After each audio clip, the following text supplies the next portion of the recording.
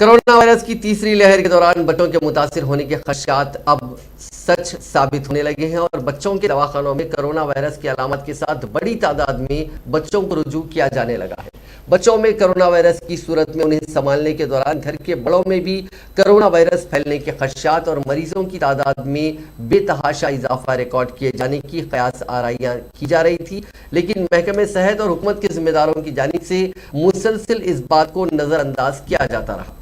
اور corona virus کا شکار ہونے کی صورت میں بچوں کے لیے نیلوفر ہاسپٹل میں خصوصی انتظامات کے محض اعلانات کیے گئے۔ لیکن اب جبکہ بڑی تعداد میں بچے متاثر ہونے لگے ہیں تو ایسی صورت میں یہ کہا جا رہا ہے کہ ہلکی سی علامات کے سبب بچوں کو صرف بخار، نزلہ وغیرہ کی شکایت ہو رہی ہے اور وہ جلد ٹھیک ہونے لگے ہیں، لیکن حقیقت یہ ہے کہ بچوں کو کورونا وائرس کی صورت میں والدین انہیں سرکاری دواخانوں سے رجوع کرنے میں خوف محسوس کرنے لگے ہیں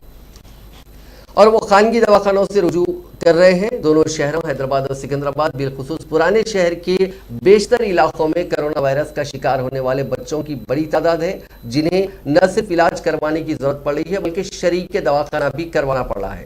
کیونکہ بچوں کو کورونا وائرس کے بخار کے فوری بعد ان میں کمزوری اور نقاہت پائی جانے لگی ہے اور وہ کمزوری کے سبب نڈھال ہو رہے ہیں۔ ماہرین امراض اطفال کا کہنا ہے کہ گزشتہ 2 ہفتوں کے دوران 12 سال سے کم عمر بچوں کو کورونا وائرس کی علامات میں اضافہ ریکارڈ کیا گیا ہے اور اس صورتحال کو دیکھتے ہوئے ماہرین امراض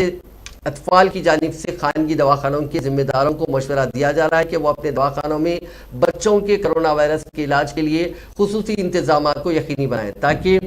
ضرورت پڑنے پر بچوں کے علاج کے لیے انہیں علیحدہ گوشے میں رکھتے ہوئے ان کا مؤثر علاج کیا جا سکے۔ حکومت کی جانب سے بچوں میں پائے جانے والے کورونا وائرس کے معائنے کے لیے کوئی خصوصی انتظامات نہ کیے جانے کے سبب یہ حقائق سامنے نہیں آ رہے ہیں اور سرکاری دواخانوں بالخصوص نیلوفر دواخانے سے رجوع ہونے والے والدین کو مایوسی کا سامنا کرنا پڑا ہے اور دواخانے میں کہا جا رہا ہے کہ کورونا وائرس کے علاج کے لیے بچوں کو فوری طور پر شریک کرنے کے کوئی احکامات نہیں ہیں، بلکہ سانس لینے میں تکلیف کی شکایت پر ہی کورونا وائرس کے مریضوں کو شریک دواخانہ کیا جا سکتا ہے۔